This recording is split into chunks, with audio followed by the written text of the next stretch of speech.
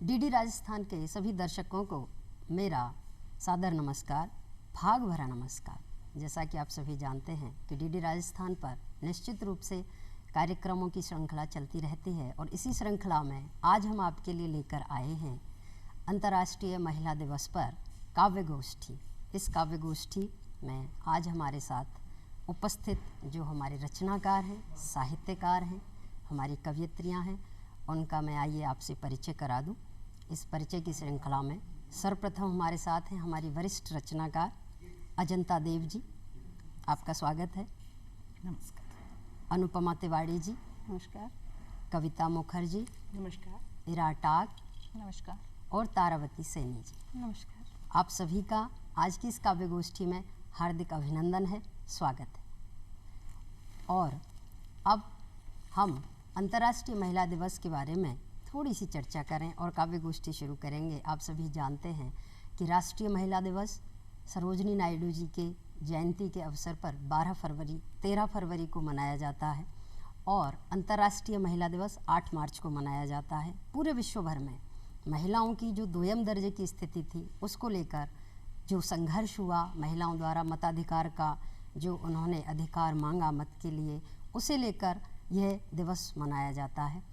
और आज इसी क्रम में मैं अपनी इन दो पंक्तियों के साथ हमारे रचनाकार के साथ मैं जो है इस काव्य गोष्ठी की शुरुआत करना चाहूँगी कि जाने क्यों हम वहीं खड़े हैं, हम भी तेज़ कदम चले हैं। जाने क्यों हम वहीं खड़े हैं, हम भी तेज़ कदम चले हैं। बंद होठों का था सबब कोई, वक्त आया है बोलेंगे हम भी, बोलेंगे हम भी। और इसी के साथ मैं आमंत्रित करती हूँ इस काव्य गोष्ठी में सर्वप्रथम हमारे साथ हैं तारावती सैनी जी। आप अपनी एक श्रेष्ठ स्त्रियों पर आधारित रचना प्रस्तुत करें। तारावती जी। सभी को मेरा नमस्कार। मैं अपनी स्त्री को लेकर एक कविता आपके सामने प्रस्तुत कर रही हूँ। मेरी कविता का शीर्षक है नारी तुम्हें मैं क्या लिखूँ। नारी तुम्हें मैं क्या लिखूँ, कहानी, कविता या गज़ल लिखूँ।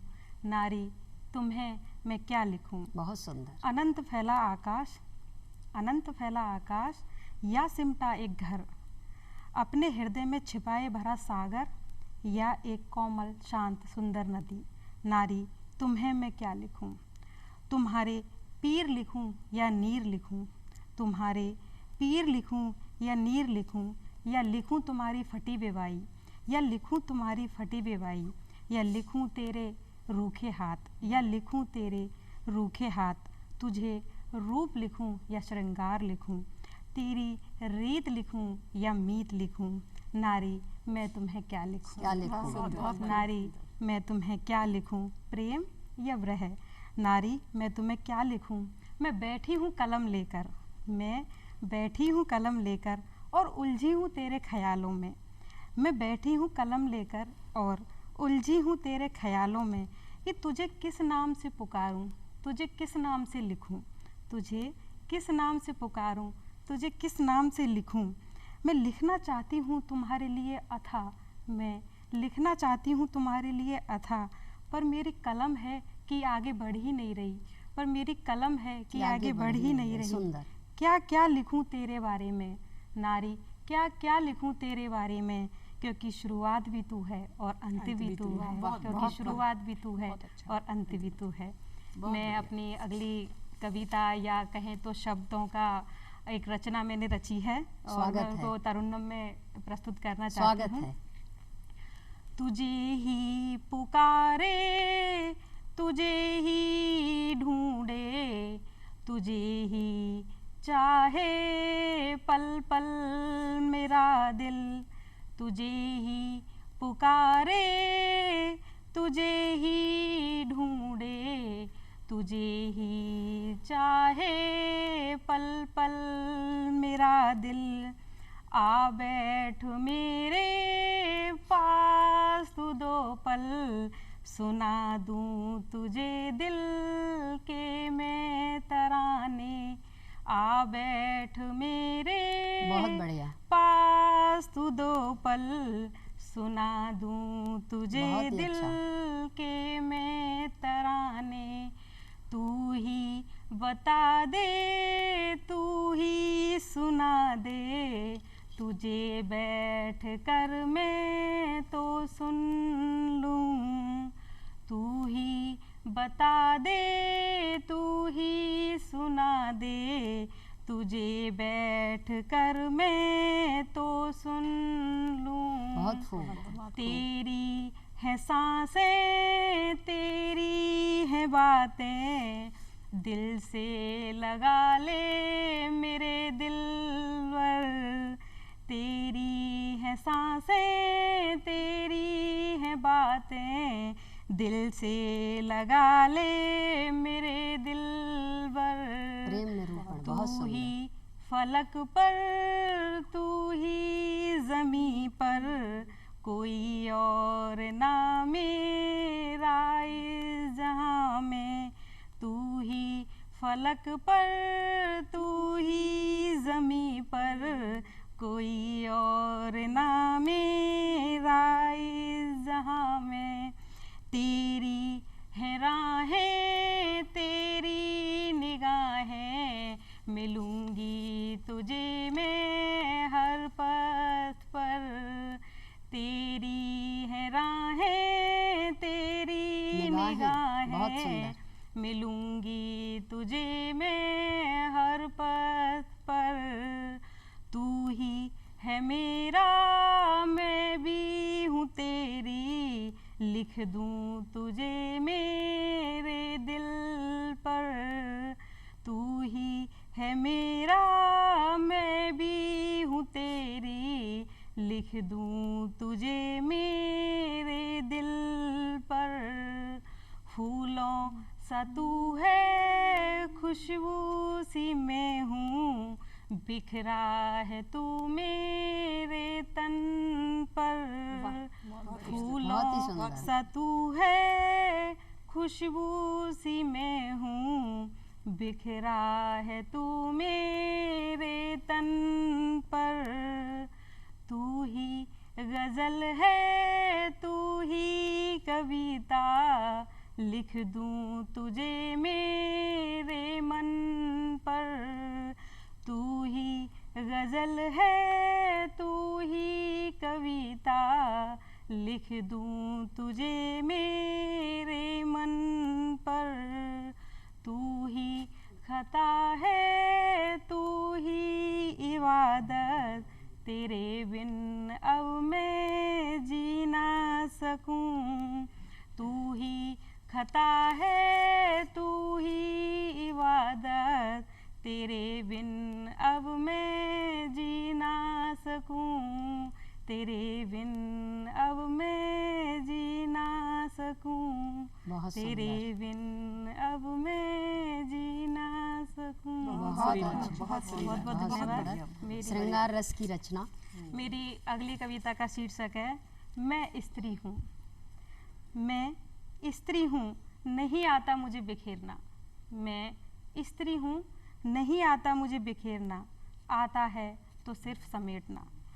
बागों से फूल समेटना, बागों से फूल समेटना, खेतों से फसल समेटना, फसल से खरपतवार समेटना, बागानों से चाय की पत्तियां समेटना, बबूल के पेड़ के नीचे से सूल समेटना, करील के कांटों भरे पेड़ से फल समेटना। मुझे आता है घर का करकट कजूड़ा समेटना, घर के जाल माकरे समेटना, बातें समेटना, इच्छाओं को समेटना, सपनों को समेटना, दुख समेटना, आंसुओं को समेटना, तेज आवाज़ें समेटना, भावनाओं को समेटना, झूठ सच सब समेटना आता है मुझे, झूठ सच सब समेटना आता है मुझे। मैं स्त्री हूँ, मैं स्त्री हूँ, नहीं आता मुझे बिखेरना, नहीं आता मुझे बिखेरना। आता है तो सिर्फ समेटना, आता है तो सिर्फ समेटना, आता है तो सिर्फ समेटना। बहुत सुंदर। और अब मैं आमंत्रित करूंगी इरा टाक जी को कि वे अपनी एक रचना प्रस्तुत करें। सबसे ज़रूरी होता है आगे बढ़ने के लिए सपने देखना, और एक स्त्री के लिए, क्योंकि वो अक्सर दूसरों के सपने जीने लगती है, तो बहुत ज़रूरी हो जाता है कि वो अपने सपने देखे और अपने सपने जिए। तो उसी से एक कविता, छोटी कविता से शुरुआत करती हूँ। स्वागत। कि आजकल सपने बुना करती हूँ, आजकल सपने बुना करती हूँ, जैसे माँ कभी स्वेटर बुना करती थी। वाह, सुंदर। जैसे मेरी माँ कभी स्वेटर बुना करती थी, पर मेरी गति तेज है। पर मेरी गति तेज है, या यूं कह लो कि बस एक यही काम है। पर मेरी गति तेज है, या यूं कह लो कि बस एक यही काम है। ढेर लगा दिया है इंद्रधनुषी सपनों का, ढेर लगा दिया है इंद्रधनुषी सपनों का, देखो ना मेरे प्रिय। बहुत सुंदर, बहुत सुंदर। बहुत धन्यवाद। और दूसरी कविता है कि टूटा है धीमे धीमे भीतर बहुत कुछ, टूटा है धीमे धीमे भीतर बहुत कुछ, की है चुपचाप मरम्मत कई बार, की है चुपचाप मरम्मत कई बार। बारिशों में रोते हुए धूप में मुस्कुराई हूँ, बारिशों में रोते हुए धूप में मुस्कुराई हूँ। जूझते हुए खुद से दुनिया से टकराई हूँ, जूझते हुए खुद से दुनिया से टकराई हूँ। मैं मकान नहीं गली के कोने में बना हुआ, मैं मकान नहीं गली के कोने में बना हुआ, इसीलिए मेरी दरारें नजर नहीं आती, इसीलिए मेरी दरारें नजर नहीं आती। बहुत सुंदर। तीसरी कविता भी मेरी आधी आबादी को ही समर्पित है, क्योंकि ये विमेंस डे स्पेशल है। तो कई बार हमारे जीवन में ऐसे मोड़ आते हैं कि हमें लगता है कि हम किसी काम के नहीं बचे हैं, तो उसी पर है एक हिम्मत देती हुई कविता कि दुनिया नकारेगी कई बार, दुनिया नकारेगी कई बार, जैसे कोई वजूद ही नहीं। पीने होंगे घूंट जहर के चुपचाप बिना कोई प्रतिक्रिया दिए, पीने होंगे घूंट जहर के चुपचाप बिना कोई प्रतिक्रिया दिए। सब बर्बाद करके दोबारा जीरो से शुरू करना होगा। बहुत सुंदर। सब बर्बाद करके दोबारा जीरो से शुरू करना होगा। अपनों से आहत होने पर भी, अपनों से आहत होने पर भी साथ चाय पीना जरूरी होगा। अपनों से आहत होने पर भी साथ चाय पीना जरूरी होगा। दर्द को ताकत बनाते बनाते अकेले में जब तुम थकने लगो, दर्द को ताकत बनाते बनाते अकेले में जब तुम थकने लगो, और व्यर्थ लगे खुद का होना, और व्यर्थ लगे खुद का होना, तब भी खुद को प्रेम करना, तब भी खुद को प्रेम करना तुम्हारी पहली जिम्मेदारी होगी। बहुत तब भी खुद को प्रेम करना तुम्हारी पहली जिम्मेदारी होगी। बहुत सुंदर हीरा जी। और आपने जो रचनाएं प्रस्तुत की उनके लिए आपका धन्यवाद। एक और पढ़ूंगी। ठीक है, एक और पढ़िए, स्वागत है आपका। बस एक प्रेम कविता पढ़ देती हूँ जो बहुत प्रिय है मुझे भी। जी जी। कि दो छोर दो दिशाएं, दो छोर दो दिशाएं, मीलों के फासले बंदिशों की दीवारें। दो छोर दो दिशाएं, मीलों के फासले बंदिशों की दीवारें। फिर भी प्रेम जोड़ता है मुझे तुमसे, फिर भी प्रेम जोड़ता है मुझे तुमसे। जैसे विश्वत रेखा नापती है धरती के उन हिस्सों को, जैसे विश्वत रेखा नापती है धरती के उन हिस्सों को, जो दूर होते हुए भी एक से हैं। बहुत सुंदर, धन्यवाद। विश्वत रेखा की भांति आपने स्त्री से तुलना की, बहुत बढ़िया। यशंकर प्रसाद जी ने कहा है, नारी तुम केवल श्रद्धा हो, विश्वास रजत नगपग तल में, पीयूष स्रोत सी बहा करो जीवन के सुंदर समतल में। और इन्हीं पंक्तियों के साथ अब मैं हमारी अगली कवियत्री कविता मुखर्जी को सादर आमंत्रित करती हूँ। आपका स्वागत है। धन्यवाद। पिछले दिनों स्त्री दिवस के ऊपर कितने सारे आलेख पढ़े, और उन आलेखों के बाद मुझे पता चला कि स्त्रियां पुरुषों के मुकाबले कितना गुना काम करती हैं। बहुत सारी बातें और, आइए सुनते हैं कविता के माध्यम से। शीर्षक है कमाल है। मेहनत है 8 गुना, मेहनताना पर मलाल है। संख्या में आबादी आधी, सम्मान का सवाल है, कमाल है। कमाल है। कर्तव्य के नाम पर बलि अपनी देती हो, परंपरा निभाते ढोते जब तब भूखी रहती हो। तुम्हारे हिस्से का समय बताओ कहाँ जाता है, तुम्हारी थाली की रोटी कौन खा जाता है। आओ बहुत बढ़िया। ढूंढे उत्तर सब, कहो क्या ख्याल है, कमाल है। कुशल अधिक, पढ़ी अधिक, कम वेतन आधा वेतन, अधिकांश तो अवैतनिक। मेहनत करे कोई उड़ाता कोई माल है, मेहनत करे कोई उड़ाता कोई माल है, कमाल है। कमाल। सही बात। कला, बढ़िया। रक्षा, वाणिज्य, विज्ञान या खेल का मैदान। बोलबाला हर तरफ, यशगान है, जमाल है, बच्चों की परवरिश, बुजुर्गों की देखभाल, घर, परिवार, समाज, देश में योगदान बेमिसाल है। गृह कार्य में दक्षता बना, फिर क्यों जी का जंजाल है। कमाल है, वाह, कमाल है। सच में कमाल बहुत है। सुंदर। एक और हाँ, बिल्कुल। कविता प्रस्तुत स्वागत कर रही है। हूँ। शीर्षक है सुंदर स्त्री। हिरनी तुम चंचल ओ मृगनयनी, सुन तुमने पलकें झपकाई, चपल चाल कुलांचे भरी, शेर बन वह गुर्राया, तुम हिरनी सी घबराई। उसने कहा ओ मीनाक्षी, खींच ली तुमने काजल की लकीर, फिसलती बचती बलिष्ठ पंजों से अपनी कमसिनी पर तुम इठलाई। उंगली पर नचा तुम्हें उसने मन का रंजन पाया, मोटी खुरदरी खाल वाला भयानक जबड़े खोल, मगरमच्छ से बैर न लेना उसने फिर तुमको सिखलाया।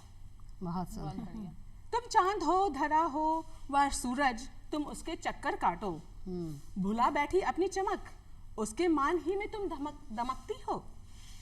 भुला बैठी अपनी चमक, उसके मान ही में तुम दमकती हो।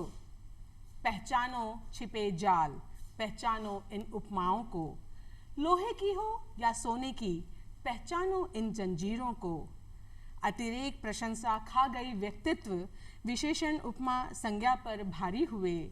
वही स्त्री सबसे सुंदर सच जानो, वही स्त्री सबसे सुंदर सच जानो, जिसकी अपनी दृष्टि हो, जिसकी रीढ़ सीधी हो। जिसकी बहुत रीढ़ सुंदर, सीधी हो। बहुत बहुत सुंदर। बहुत बहुत सुंदर। धन्यवाद। ये जो स्त्री की जो पीड़ा है, उसका जो त्रास है, उसको व्यक्त करती सी कुछ कविताएं जो छुपे हुए में प्रच्छन्न रूप से आपने जो बात बताई।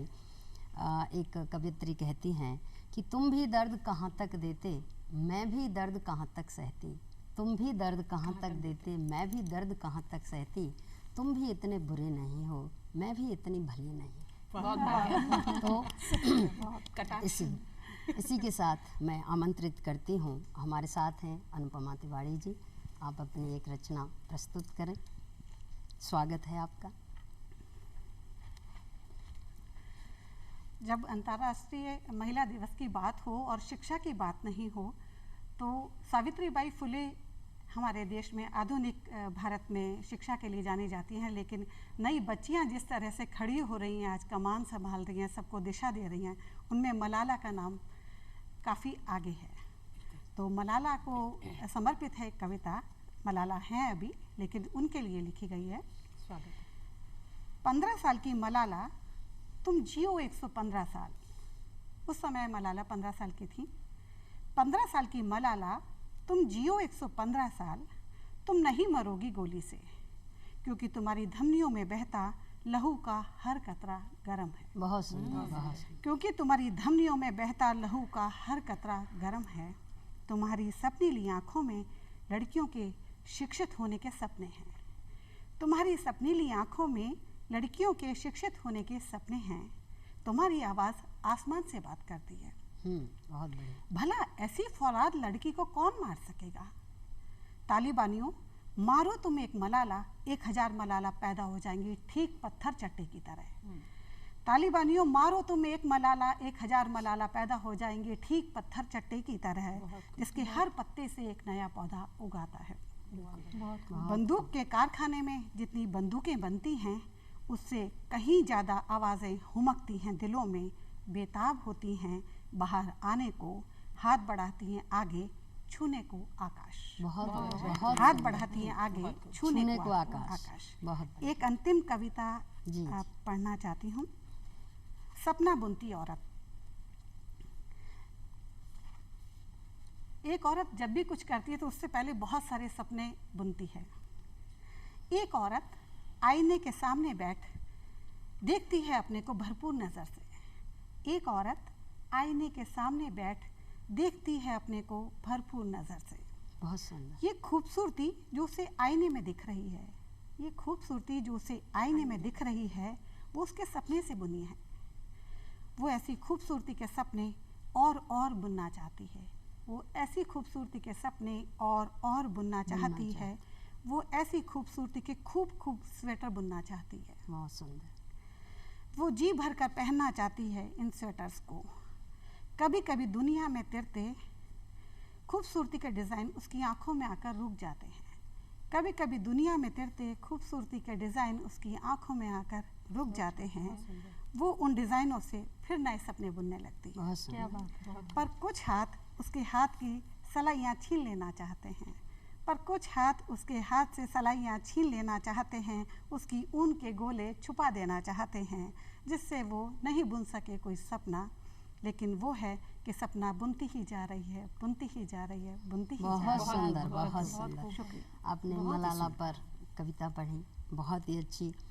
उसके लिए मैं कवि कमलाकर कमल जी की पंक्तियों में ये कहना चाहूँगी कि एक छोटी बालिका हूँ कालिका से कम नहीं, एक छोटी बालिका हूँ कालिका से कम नहीं, काल की भी काल हूँ विकरालिका से कम नहीं। और जिस तरह स्त्री की पीड़ा को, उसके भावों को आपने व्यक्त किया है, बहुत ही सुंदर रूप में आप सभी ने उसको महसूस किया। इसीलिए कहा गया कि प्रामाणिक अनुभूति किसे माना जाए। एक स्त्री के लिए अपने लिए जो लेखन करे, या एक स्त्री पर लेखन करे, वो प्रामाणिक अनुभूति है। या पुरुषों द्वारा भी स्त्रियों पर लिखा गया जो साहित्य है वो प्रामाणिक अनुभूति है। पर प्रमाण की जब बात करें तो सच में जाके तन फटी न बेवाई वो क्या जाने पीठ पर आई। स्त्री ने जिसको भोगा है आधी आबादी ने, उसे भला पुरुष कैसे समझ सकता है। अब इसी क्रम में हम आगे बढ़ेंगे और मैं आमंत्रित करती हूँ इन पंक्तियों के साथ कि एक बार सृष्टि के रचयिता ने मानिए पूछा, शक्ति ने पूछा कि मेरी अहमियत क्या है सृष्टि में। तो उन्होंने जवाब दिया हो मानो कि शाक्त में तुम शक्ति मेरी, भक्त में तुम भक्ति मेरी, यदि सनातन मैं जगत में, तुम ही हो आशक्ति मेरी, तुम ही हो आशक्ति मेरी। इस दैवीय रूप, शक्तिशाली रूप को स्वयं उस सृष्टि के रचयिता ने भी स्वीकारा है, उसने भी माना है इसको। ये बात अलग है कि इस धरती का सच आधी आबादी के लिए थोड़ा सा अलग है, लेकिन समय बदल रहा है साथियों। और अब मैं आमंत्रित करती हूँ, हमारे साथ हैं हमारी वरिष्ठ कवयित्री अजंता देव जी। आपका स्वागत है और आपसे निवेदन है कि आप अपनी एक रचना प्रस्तुत करें। अजंता देव। शुक्रिया। आज महिला दिवस है और महिलाओं के परिधान पर बात न हो तो ये थोड़ा अनुचित सा लगता है। मेरी एक कविता श्रृंखला है तात की साड़ी। इसे थोड़े गहरे अर्थों में हम ये भी कह सकते हैं कि जो जीवन में असली और नकली है, उस दृष्टि से भी मैंने ये श्रृंखला लिखी है, तो मैं वो सुनाना चाह रही हूँ आप लोगों को। स्वागत है। कि मैं नहीं हूँ सिंथेटिक साड़ी, कस्बे की दुकान के बाहर लटकता अधरंग 6 मीटर कपड़ा। मैं सूत हूँ करघे से उतरी, मेरे रेशे चुभते हैं थोड़े खुरदुरे। मुझ में बुनावट है, जुलाहे की इच्छा उभरी होती है मुझ में। शरीर पर लपेटने भर से नहीं संभाला जाएगा मुझे पहनने के कायदे अलग से सीखने पड़ते हैं। बहुत खूब। दूसरी कि मैं बनी हूँ सिर्फ मुझे ही पहनने के लिए। ब्लाउज गैर ज़रूरी है मेरे साथ, फिसलती नहीं पर पारदर्शी हूँ। मेरे किनारे मजबूत हैं, ठोक के बुना है जुलाहे ने। मुझे पूरा बुनने के बाद थक गया था वो। मैं नहीं निकलती हजारों मीटर लगातार, मेरे रेशे बिखरे रहते हैं धूल के साथ धूल होते हुए। धूल के साथ धूल होते हुए। अगली कि मेरे ताने बाने पर अंगुलियों के निशान होते हैं। जुलाहा कोई दस्ताने नहीं पहने होता। कहने वाले कहते रहे मुझे कोरा, लेकिन मेरी स्मृति कोरी नहीं। मुझे तो कपास बीनने वाला भी याद है। कोरी तो सिंथेटिक साड़ी होती है। अगली बहुत गहरे अर्थ हैं। कि मेरे बाजार की भाषा अलग है। बेचने के लिए नहीं कहा जाता ले लीजिए, बहुत चल रही है आजकल। मेरे लिए कहा जाएगा हमेशा ऐसी दूसरी नहीं मिलेगी। बहुत ऐसी दूसरी नहीं मिलेगी। अगली कि मेरे अनेक घर हैं, हर घर के अलग रंग। दूर से पहचान ली जाती हूँ इस बार किसके कंधे पर बैठकर आई हूँ दुनिया का मेला देखने? शांतिपुरी, धोने खाली या ढाकाई? कौन ननिहाल, कौन घर, पूछते हैं लोग, जैसे लड़की देखने आए हों। लेकिन मुझ पर दिल आए बगैर सब बेकार, और दिल तो अटक जाता है दूरे पाड़ और हजार बूटी पर। ये नक्शा, ये ही नक्शा चाहिए, सिर्फ काला नहीं, हर रंग का जादू सिर चढ़कर बोलता है। मेरे धागों के सिरे पर जिंदा लोग बंधे होते हैं, कठपुतलियों की तरह। कठपुतलियों की तरह, कितना गहरा अर्थ है। बहुत अगला इसी श्रृंखला में कि मुझे खरीदने से पहले 2 बार सोचना। अगर इतराना है बंधु बांधव के आगे, लगाना होगा भात का माड़, पेश करना होगा मेरी सलवटों को सीधा करके। लेकिन सिर्फ खुद ही देखना चाहते हो मेरे नक्शे, मेरी धूप छाही रंगत, मेरी बुनावट पर फिदा होना चाहते हो तो रखना मुझे मुलायम। रोज पोखर के पानी में तैरने देना मुझे, धूप से बचाकर हवा में लहरा देना। देखना मेरा निखार हर दिन बढ़ता हुआ। क्या बात है, बहुत सुंदर। अगली कि मुझे खींचना पड़ता है देह से, साफ तौर पर दर्ज करना होता है अभिप्राय। तुम्हारी सुविधा के लिए अपने आप नहीं सरकने वाली मैं। मुझे बुना गया है कामकाजी कारणों से कमर पर ठीक से बंधने के लिए। धोखा मेरी फितरत नहीं। बस में चढ़ते समय मैं पैर में फंसकर भी अडिग रहूंगी। मुझे संभालने को नहीं चाहिए अतिरिक्त ध्यान। याद रहे अंगोछा मेरा ही छोटा भाई है। बहुत सुंदर। याद रहे अंगोछा मेरा ही छोटा भाई है। बहुत सुंदर। और अगली कविता कि दुनिया में जो इतने युद्ध, इतनी मारामारी है, इन्हें सुनते देखते दुख जाती होंगी तुम्हारी आंखें। तुम क्या करते हो बहते आंसुओं का? कैसे देखोगे अपना संसार फिर से समतल, जबकि आंखों में आता जा रहा होगा पानी लगातार। लो, मैं याद दिलाती हूं, मेरे कोने अब भी मौजूद हैं। स्त्रियों के कंधों के पीछे दौड़ो और पोंछ लो आंसू। मेरे पल्लू ऐसे ही बुने जाते हैं। जाने कितनी पलकों के बाल अब भी अटके हैं मेरे गीले किनारों पर। बहुत गीले किनारों, कितने कुछ याद आ गया। वाह, बहुत सुंदर। अगली कविता कि भारतीय फिल्मों का काम मेरे बिना चलना मुश्किल है।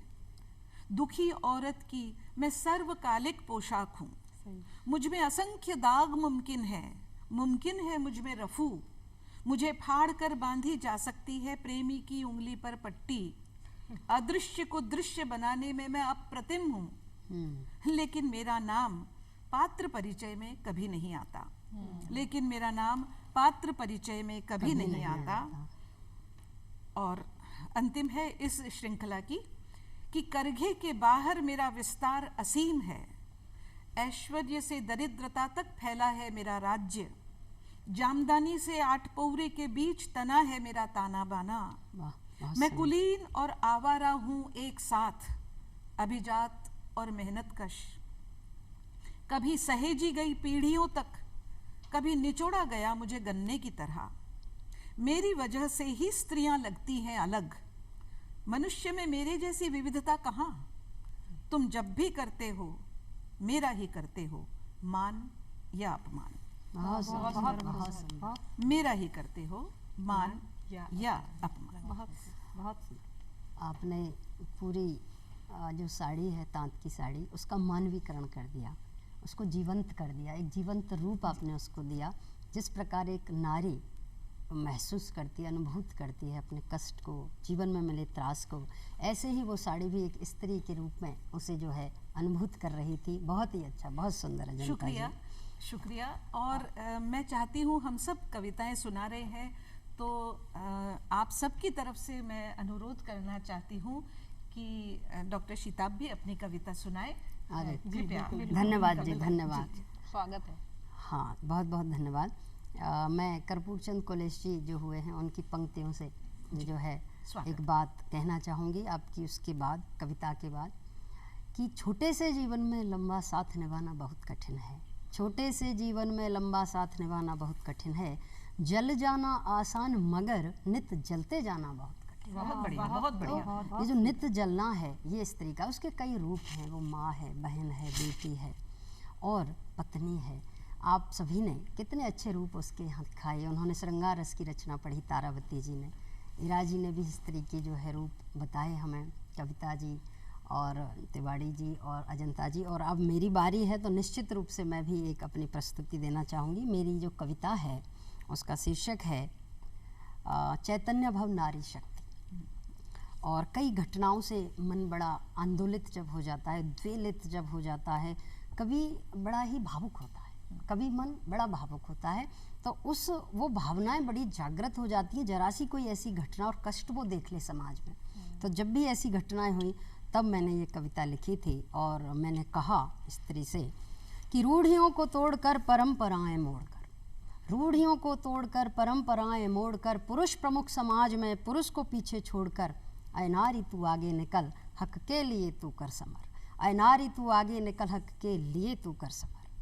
चाहेगा कभी ये नर की सफल होवे तेरी साधना, पुरुष प्रधानता सदा से रही समाज में, कि चाहेगा कभी ये नर की सफल होवे तेरी साधना, पर पूर्ण तुझको करनी होगी शेष निज आराधना। संभव है तुझको चाहे ये प्रणय बंधन में बांधना, कहीं ना कहीं उसमें भी छुपी तो होगी वासना।